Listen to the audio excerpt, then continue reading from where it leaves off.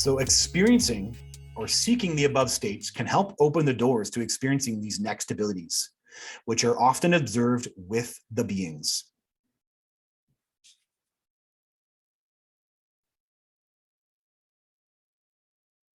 So no space.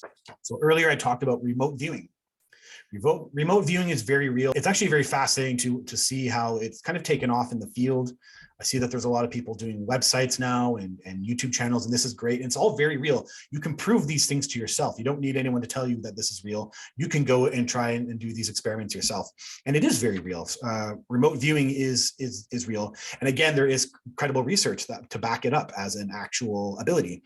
And when you look at the nature of reality, talking quantum and stuff, it all just makes sense now that this is where the human is going, that the beings themselves have utilized all this. And then humans, this is all just kind of new and we're moving into it. So remote viewing is real. You have access to no space or all space within you, meaning you have access to all of everything. Everybody can experience remote viewing.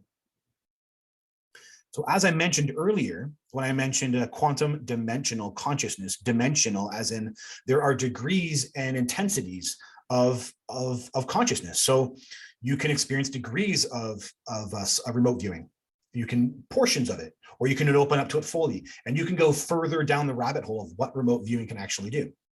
And so there are degrees and intensities of this ability.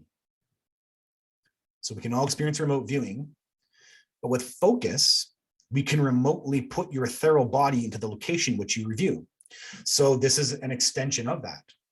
Now, I talked about focus earlier and how focus, that the brain is akin to a magnifying glass with the ability to focus. And when you focus intensely enough, you can create fire. Well, in the Vedic tradition, you use meditation as that ability to create pure focus. And there is a truth that when you have this ability to create focus, you get good at the subtle experiences. You get good at subtly understanding these different feelings and sensations of the subtle self, the ethereal self. So when you're remote viewing, the other step to remote viewing is literally pulling out your body, and in kind of a remote viewing state, like in a ethereal state, you're still in your body while you're meditating, yet you can project out a full body self. I've seen people do it. I've been the other end result of someone bilocating. Your body can materialize as in bilocate. You will project out your ethereal self, this other higher self, and then it has the ability to create a body, a full visible body that can be touched, that can be handled by someone else. And you can pick up and talk and you can do things in that other space while you're still at home meditating or wherever you are. Now, this is high level. I'm not saying I've done this, but I have definitely been the end result of someone doing it and proved that they were somewhere else, thousands of miles away. I speculate control of the ethereal body is what allows for floating as well too. And when you look at people who talk about floating, this is what they're talking about. They're this high energy raised state that gets created in the ethereal self, and the ethereal self allows, while still housed in the body, allows for extraordinary manipulation of the physical universe. You can take, so this one is very fascinating. And seems pretty much the experiences most contactees have and that I've witnessed as well too. And this is where I'm talking about the quantum kind of like collective consciousness effect. I really don't understand it fully. It seems like as a humans, we collectively project out a human world. So when a gray alien comes here, it has the ability to make itself a human in an ethereal form. My gray alien did that. So it's part of my story. It's part in my book. My gray alien had a human body and she tricked me. She played a joke on me. And then my spiritual teacher caught it, and it's a whole synchronicity about it. So the other twist is that vice versa, humans have talked about becoming gray aliens on their ships. This is the ethereal body. This is the ethereal body transforming into the realm that it goes into. That is corroborated by my own spiritual teacher, who is a guru, who just doesn't teach me directly on this content because this is just out of this world. I actually just listen to him, and I may bring up pieces here and there. And he's randomly one day said, whatever realm you go to, you take on the body of that realm. And that's exactly what I see here. Ethereal bodies that when they're in this other, we aren't aware of the dimensional state we have here. We kind of don't, we think we just live out on this planet, but when another being comes here, it has the ability in an ethereal form to take on the body of the human while it's here. And that's a choice. It doesn't have to do that. But this is also demonstrated with shamans who do it with animals, and Skinwalker Ranch. The people who know the story of Skinwalker Ranch, there are bizarre animals there that seem to take on the lives of humans or personalities, or can walk. Animals that can stand up and start walking. So these are the abilities of the ethereal body. That's exactly what this is. These are extensions of remote viewing. And as I said, everything is in degrees and intensities. And so the consciousness has these abilities. Remote viewing is just the beginning, and then you can continue moving on, having a developed body as you play. This is the nature of the universe. This is the play of the nature of the universe. In no time, we all have past lives. The contactees have sometimes distinct and specific abilities. We know some contactees here who have like really heightened psychic abilities. Mine is my past life awareness. It's just such a weird thing. I'm actually currently writing a book about my past life awareness and just focusing on it because it's just so fascinating for me. And yet that awareness, I'm aware of other things as well too that I just can't talk about because it's too overwhelming, right? You can't over inundate with this stuff. But I'm aware I have multiple present lives. So my higher self, being this collective version of me, this higher version of myself, is, though I do actually say I am it, but it is not me, meaning it doesn't have the face and think about me. I am my individual identity as me, but it is me. It's when I'm leave, it's an expanded version of me. And it has another offshoot living in another part of the planet. And I'm certain we all have these. Again, it's the tree, right? You're just a branch sprawling out all these versions to all manifest in physical reality. We also have future lives. And it sounds crazy, but I don't just have my past life awareness. Again, I just haven't talked about it too much. I also have future life awareness. I know where I'll be going after this. That's how insane it all is. Remember, I mentioned that I'm not getting that past life awareness because I'm thinking about memories. I'm not thinking, the example I use is bring up a memory when you're 14 years old. Just think right now what it was like to be 14 or maybe 16. Just pull up a memory of yourself. And you'll quickly realize that that is a distinct feeling. There's a feeling in the brain of going back to that path, to that age. Well, this is not where past lives live. Past lives don't live in some feeling of a further distance of time.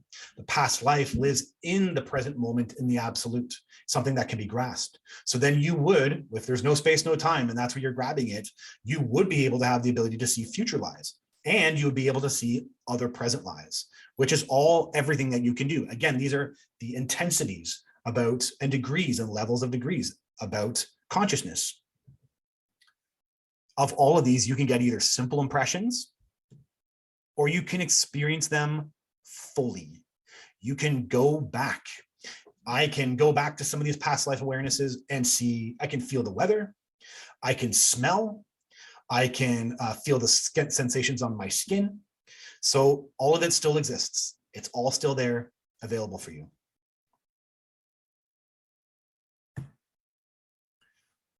Okay. I'm going to take a quick breather and let what's being said soak in.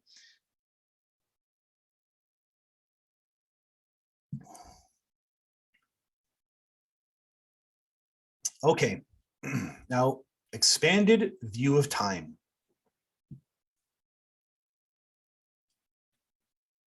Now, the role of time in the abduction alien contact phenomenon is very interesting.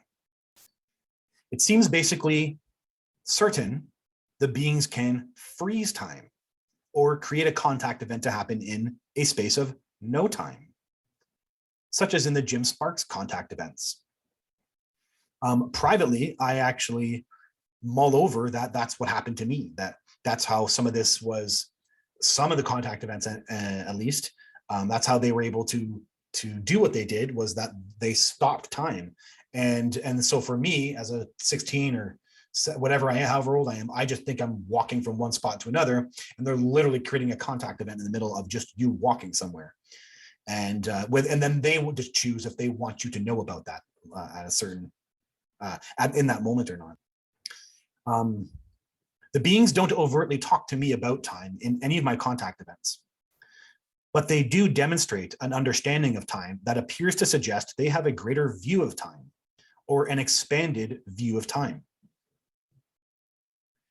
In my contact events, the beings display an awareness of an expanded view of time. So in my 7th contact event, so sorry, I can't describe too much here. It is for reference. It will be it is my book, but I'll just briefly mention contact event number 7 here, which occurred in November of 1997. The elder said to me, "You've made it to the end of your plan with us, and you will be successful." So they were going to create the rising, which is the kind of central focus of my content of my story. They were going to create this rising, and it happens in December 6th. In November, I guess weeks before it was set to occur, she says, "This will be successful." I said, I just want it to work out well. She says, "It does. The plans have been written, and this is the way it moves." So the rising occurs December 6th with my parents' move date of January 1st. So the words that she says displays an understanding of the amount of synchronicities that needed to occur to make me leave. So it must, from the outside, it probably doesn't look as from the inside, from my point of view, all I can say is that it is mind-boggling to me how this happened. And for me to, before I had memories of the contact events, the amount of synchronicities that funneled and moved and created these directions of my life blew me away at the time. And they were showing me that I was definitely meant to do what I was supposed to do. So although I found this, weird book, I bought the book. I didn't even want to buy the book. I didn't even like owning the book. And then when I started reading it, I had all these effects from it. And then I had my life fall apart. All these kind of synchronicities that seemed very real. They all kind of said, you need to be traveling and leaving your life. Only to find out that it wasn't just an alien contact that made that occur, but when she refers to it, she refers to it before any of the synchronicities have started. She refers to it before it actually started, the momentum of it started to actually get created. So their view of it was huge. They were able to, regardless of the synchronicities occurring or not, they were able to see that it actually occurred, because she says, the plans have been written and this is the way it moves. She knew very clearly that this is where it was going. And I have a friend who actually describes it kind of like a spider web, regardless of where. So you place the human at a certain spot in the spider web, and regardless, all these events are going to occur, even though they seem random for us in the moment. They are actually meant to be, and you live them like they are new every time, and you're wondering why you're being spoken this and you're being said about to do this, and yet when you do them, they shape you and they shape this direction. And so for you, it feels fascinating, and you've kind of walked through these synchronicities, yet for the beings, it looks to me like they are able to see that the synchronicities will occur, and that you will make certain choices off those synchronicities. It's very fascinating. So I describe it here. I'm going to repeat it. It would best be described like individual events are points of the spider web. Once you're in position, regardless of how unstatistically probable any event is to occur, they are definitely going to occur, because I was definitely going to make those certain choices. It's very fascinating. So in my other contact event, so I remember in one of my presentations, I've also talked about, they repeat things with me. So when they do something, they'll do it twice. Well, here's the second time they did the exact same thing, showing me this expanded view of time. So in contact event number 22, she says, "There's a great new future awaiting you." I point out that this is obviously before June 21st, because I'm in Squamish when I have this contact event number 22, and it is in June, possibly early June. So for those who know my story, I meet my to-be spouse in July, who ends my traveling, who ends this whole period. So the beings clearly display this expanded view about me going to travel, and then have an expanded view about me ending traveling. So these words display an understanding of the amount of synchronicities, again, the amount of synchronicities that were needed to occur to find my spouse. Hitchhiking that exact day, the day that I hitchhiked to Nelson, going to a specific hostel, waiting in the lobby, all these events that needed to occur. I didn't even trust that I should actually date this girl. So I had all these resistances, and I had all these thoughts of myself, and it looked like I didn't want to be with her because I was a traveling guy. So all these synchronicities still needed to occur, and for her, everything's decided. Doesn't matter that these things that look like random choices, for her, everything is set in stone, and that's going to occur. Very fascinating. So never mind me just waking up to the realization that these events were kind of influenced by alien contact. These other questions that they were certain of their end result, these periods of my life that seemed so random, that seemed so filled with opposing synchronicities, that they could sit at one end of it and say, oh, definitely going to happen, no problem. So the abduction contactee experience can include psychic abilities. That's documented in Dr. David Jacobs' book, The Threat, where he even admits that contactees do actually come from contact events and can have a heightened state of psychic abilities, where they're able to feel events before they occur. They can feel people who are about to contact them, or they can feel that a certain thing's going to happen throughout the day. And I had that too. I document that in my 6th contact event, where I had this kind of increase in psychic abilities. Fifth contact event. Yeah, sorry, 5th contact event, the one outside Belcarra. And synchronicities are also really much a part of the abductee contactee experience. My story goes a step further, and it includes visioning. So visioning is the projecting of feelings and images to create a certain outcome that, when manifests, is beyond statistical chance. So the truth about what visioning is knowing a certain event is going to occur. Let's say in the case of traveling, I want to make sure that I found a place to sleep for the night. So instead, I would live the present. I would live the future moment as if it's the present. I would see the end results, and I'd feel the end result. And here I am imagining it fully and completely, and I'm living it as if it's a present moment experience. Remember that no space, no time. And so here I am being able to experience it. And what I found, beyond statistical chance, that thing would manifest. And some of them were very specific, and I can make those things specific, and those specific things beyond chance would actually be created and manifest. So that is an extension of synchronicities. It's a version of the whole game here. And the beings definitely displayed an interest in this. And this is the HG connection. I mentioned in chapter 10 what the crazy people who the book I read, and the people who from the book I read, the main part that I got from them is that they lived this life of relying on the universe and having beyond statistical chance events occur that guided them.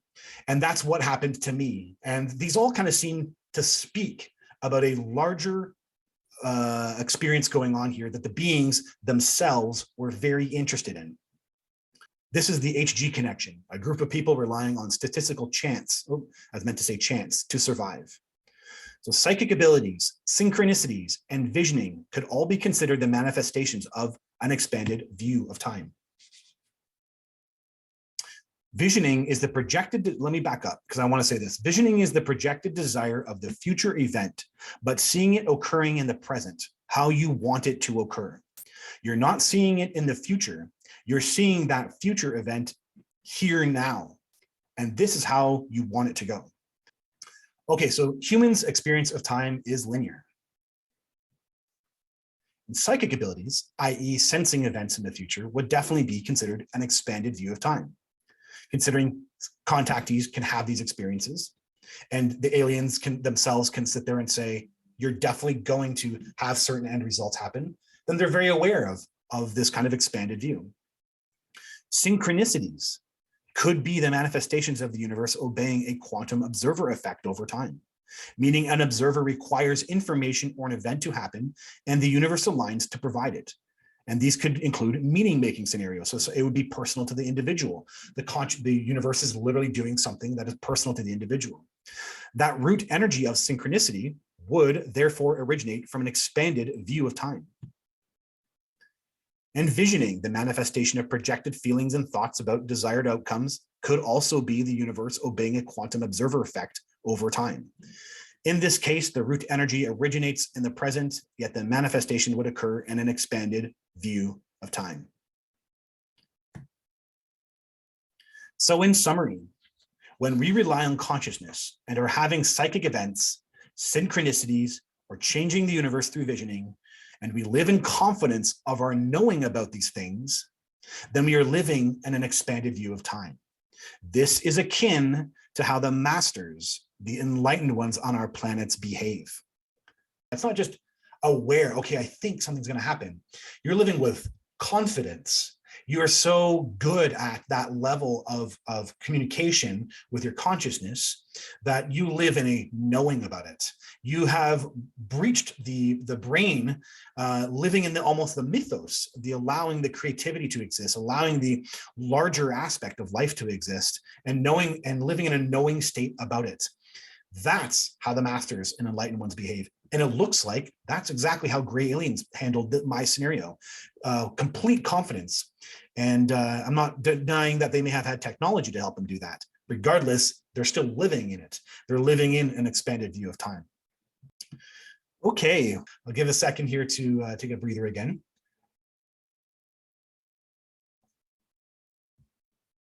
The telepathy I experienced with the beings was very fascinating. And I learned a lot just from having the continuous experience of telepathy with them. So you are a dimensional being that is always projecting out energy in the form of thoughts and feelings. The experience of telepathy is subtle, but we can train ourselves to be receptive to it. Most are unaware how much a single thought contains. Thoughts are made up of a state of being, so a being state. So you're projecting your being, who and what you're being, and you take on a state of being. You say, I am happy, I am sad. Every thought has an intention. There is a root intention, the desired intention. What are you trying to get out of this thought? Or not out of the thought, but what are you trying to get out of the event about what you're thinking about? You have an intention for the thought. The thought has an intention. Every thought has an image. When I was teaching meditation, one of my favorite things was people realizing how many thoughts have images. Most people just think that they're thinking, and they're not realizing that it's actually imagery that they're producing. And thoughts are layered based on previous ideas or experiences, meaning thoughts can have root intentions and root images buried in them. I would say a lot of people are unconscious about the root intentions and the root images that are buried in their minds, buried in their thoughts. A being who is skilled at telepathy, such as a gray alien, will be skilled at being receptive to these and communicating with them. And this is displayed throughout my contact events, and I do try to mention it as often as I can in my book. When I'm receiving intentions, I'm receiving feelings, projected feelings that have intentions, or being states, I'm experiencing images, or sometimes they're actually communicating with direct words, or it's kind of punches of direct communication. So downloads are large packets of information about a specific topic and contain information unknown to the conscious mind of the receiver. It can come from outside the individual in a channeled form, communicated from a spiritual being, or delivered from some energetic repository of information. But it can also simply be in the subconscious of an individual and released at a specific time. Gray aliens have been well known for communicating with downloads, but our understanding of them seems incomplete. Some downloads given do seem biological in nature. They appear to use the optical pathway They can go into the brain and they can imprint things into the brain. I definitely, when the elder was using the blue vortex in my 7th contact event, that is exactly what she was doing. She was imprinting information into the subconscious. And it was biological in nature. Yet some downloads are in fact a natural byproduct of telepathy. The sender of telepathy can imprint their subconscious onto the receiver's subconscious. I know this because I experienced, after several years of telepathy with aliens, I then experienced it with the humans, several humans, and I learned some things about telepathy from those two differences. In my 23rd contact event, I have telepathy. I meet humans who are all in the same program that I'm in. It's kind of like the end of that period of my life, and I meet these humans. And one of the humans was idolized being a saint. He was a Christian. He was from the Congo in Africa, and he did this kind of selfless work. He helped children and he helped the poor, and he kind of lived this. He was Christian, idolized saintlyhood, and he had the white room experience and yet his other self didn't know. So he was living this kind of two double lives, and he knew it was a result of alien contact on the ship, but his other self was, he just thought he experienced the Christhood. And it's the profound thing that happened when I was in telepathy with that individual was he, like someone who would practice spirituality, practice meditating, practice trying to purify their mind, their brain, you end up having a pure experience of pure consciousness. You are closer to the source, like the gray aliens are. And so his telepathy was stronger. His telepathy was so meaning that when he projected his telepathy, he was projecting larger, more of his subconscious, and I was able to internalize it and treat it like a download, so I could talk about it myself. So here I say, when the sender's consciousness is pure or closer to source, they have a greater ability to imprint on the receiver, turning normal thoughts into rich imagery and feeling that can be given to the receiver, with which they can draw from at later times and express in their own words. That's exactly what downloads are, right? You're given this subconscious data, this subconscious imprinting and information, and then I can draw on that later on. I can know what he meant, what he said, what he was experiencing. I can reword it to make it make sense for myself.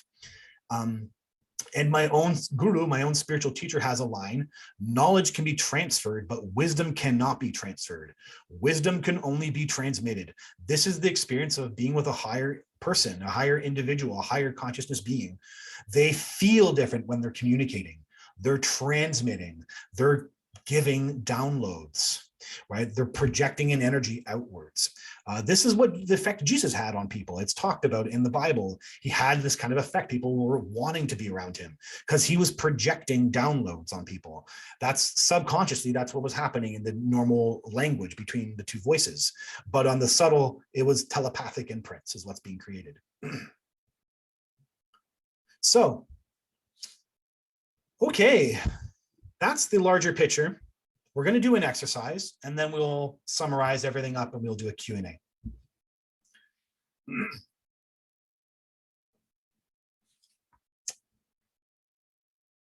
Okay, take a drink of water.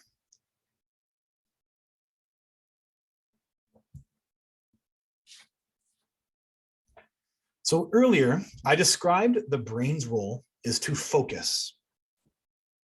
It is in concentration that opens up some of the more subtle experiences of consciousness. So now we're going to do an exercise. We're going to do a meditation. But first, we are going to describe the different levels of focus. So these are Sanskrit words, and this is from the ancient sage Patanjali. He describes the 8 arms of meditation, and this is kind of what I do follow generally, and use this to teach because it does a really good job at breaking down the micro experiences of meditation. And I do find this is from my experience, this is what I use to push not to push my mind out of the way, but to get it in a space beyond my mind and therefore access kind of pure consciousness. So dharana. Dharana is grabbing onto your object of focus. Meditation starts with a singular act of concentration. Concentration is called dharana. Well, dhyana is continuous concentration. So these two are very different and each carry a distinct feeling. So for an example, see an object in your environment. So find something. So you just finding it and putting the focus there, that's dhyana, that's dharana. That's you're grabbing onto it. Now focus on that object continuously. When the continuous concentration has quieted your mind, that is dhyana. The distinction is dhyana is the continuous flow of cognition, the feeling of holding the one pointed focus, like a stream of water, constant and continuous. Now today, that's probably going to be the gist of it. Maybe if you're experienced in meditation, you may have experiences of samadhi. Samadhi is the desired state. It's that one pointed focus turning into samadhi. Samadhi is the experience of unity in meditation and should flow naturally from dhyana. Samadhi is a door opened, a light revealed, a curtain peeled back. Deep dhyana develops into samadhi. Samadhi is like the calm of the ocean when there are no waves. Samadhi can only be experienced and not spoken of. It is multidimensional, expressed as light seen. Samadhi in Sanskrit means becoming the same. That is, becoming one into unity. I'm going to put on some meditation music.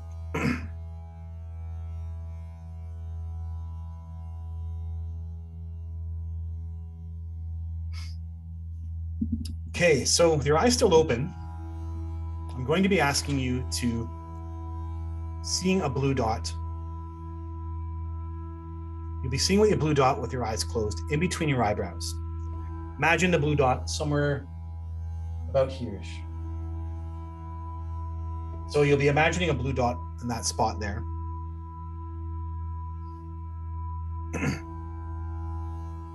Now close your eyes.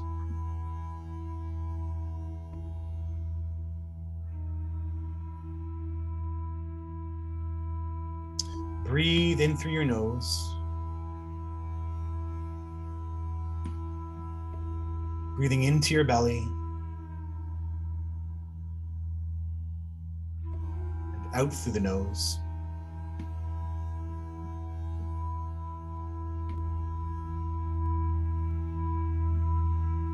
And just let a natural rhythm occur. In the nose, into the belly. Out through the nose, out from the belly. Just relax. And just take a second to be in peace.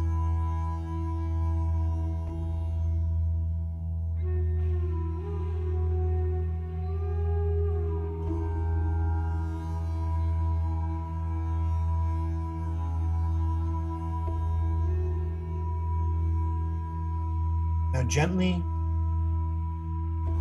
bring your mind, your focus to a blue dot in between your eyebrows.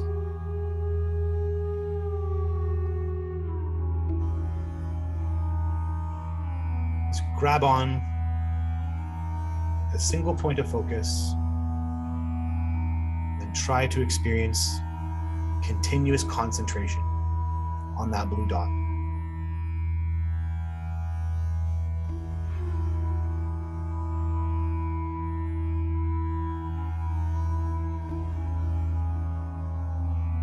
Focusing on blue dots. If your mind wanders, no problem. Just bring it back.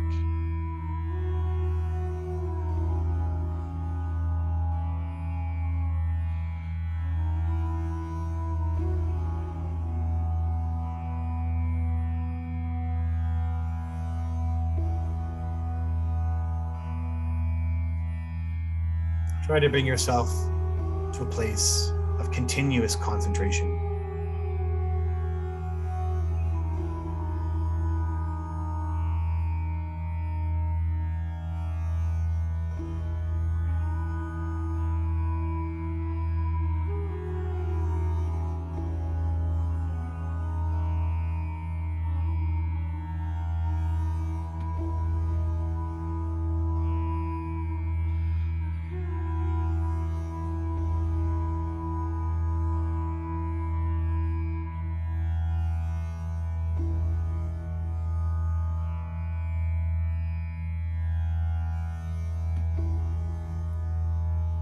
Okay, so keep your eyes closed.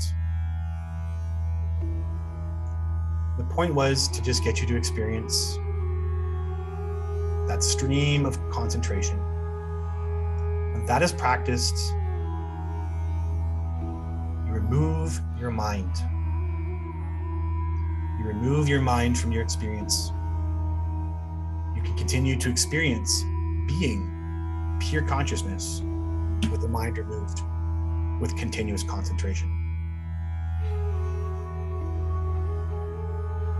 Still with your mind, with your eyes closed,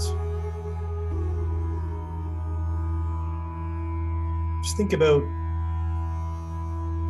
just allow your thoughts to just flow. And I want you to see your thoughts. Maybe, what are you doing after this presentation? See the thought, whatever the thought is, just have a thought, let your thoughts exist. And focus on that thought. Can you say what the intention of that thought is?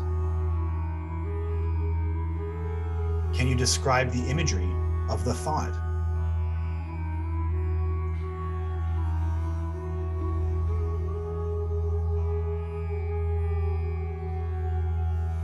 All of our thoughts are much bigger than we make them out to be. Our thoughts are coming from pure consciousness, being filtered by the mind. Every thought is consciousness.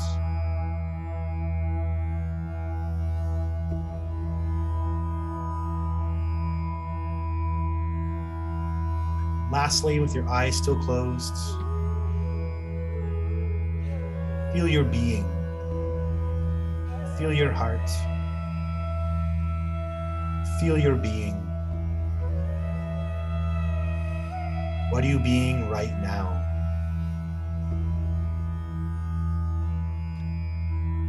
If I was to ask you what you are being, what are you being right now?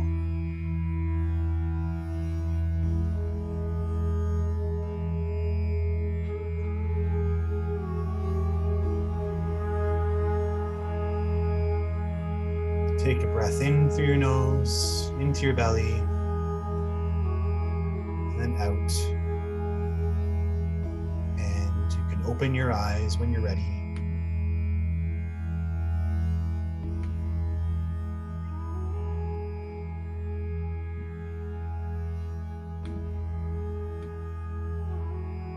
So in summary, God is the answer. Unity is the answer. Purity of consciousness, the child self, the creative self. It's all in what you focus on. It's all in your power of thoughts. Conversations with God says the purpose of life is for you and all that lives to experience its fullest glory. My teacher says the purpose of life is the expansion of happiness. I would add to this and say the purpose of life is to embody the higher self. All of these are the same thing. Our fulfillment comes from a reliance on the universe, knowing we are in a symbiosis with it, all that is, knowing we are supported. That means your thoughts and desires are the universe's thoughts and desires. You are a creator with the full power to create through visioning. We are all literally creating the universe around us. Lastly, you are God. Look at the stars, look at the mountains, and say, I created that. All the power that ever was and will be is in you right now. It's just awaiting your recognition.